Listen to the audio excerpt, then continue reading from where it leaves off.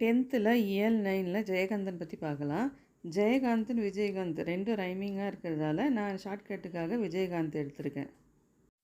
Okay, இந்த இமேஜை பாருங்கள். இது என்ன கொஸ்டின்னா, என் எழுத்துக்கு ஓர் லட்சியம் உண்டு என்றவர் யார் அப்படின்னு கேட்குறாங்க. அதுக்கு ஆன்சர் வந்து ஜெயகாந்தன். இதில் என்ன ஷார்ட்கட் பார்க்கலான்னா, விஜயகாந்த் இப்போ எழுதுகிற மாதிரி இருக்கா. இப்போ இந்த இமேஜ் பாருங்கள். அவர் ஒரு கை தூக்கிட்டு இருக்கார். எனக்கு ஒரு லட்சியம் இருக்குது அப்படின்னு சொல்லிட்டு காட்டுறாரு. இந்த இமேஜும் பாருங்கள், அப்படியே ஸ்ட்ராங்காக காட்டுறாரு. அப்போ என்ன சொல்கிறாரு, எனக்கு ஒரு லட்சியம் இருக்குது அப்படின்னு சொல்கிறாரு. லட்சியம்னாலே நம்ம விஜயகாந்த் ஞாபகம் வந்துடணும், ஜெயகாந்த் ஞாபகம் வந்துடணும். இன்னொரு ஷார்ட்கட் சொல்கிறேன் பாருங்கள். லட்சியம் லட்சம்ன்ட்டு ஞாபகம் வச்சுக்கோங்க. விஜயகாந்துக்கு 1,00,000 ரூபா சம்பளம் அப்படின்னு ஞாபகம் வச்சுக்கோங்க. சரிங்களா? இந்த 2 ஷார்ட்கட்டில் உங்களுக்கு எது பிடிச்சிருக்கோ அது யூஸ் பண்ணிக்கோங்க.